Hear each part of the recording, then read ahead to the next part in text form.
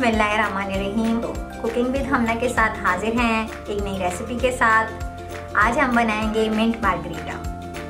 इसके लिए हमें जो इंग्रेडिएंट्स चाहिए वो हैं आइस चॉप की हुई ले लें या क्यूब्स में ले सकते हैं, फ्रेश मिंट चाहिए, इसके साथ लेमन, शुगर सिरप या आम शुगर भी इस्तेमाल कर सकते हैं, काला नमक और नमक, 7 अप या सोडा वाटर।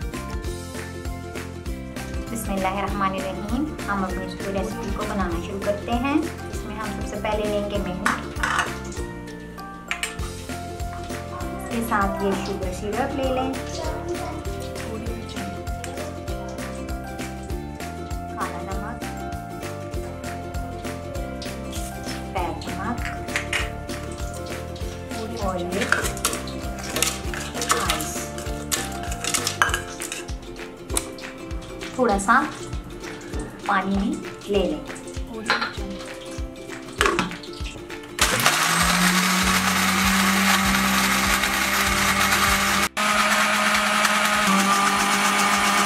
अब हम इसमें ऐड करेंगे 7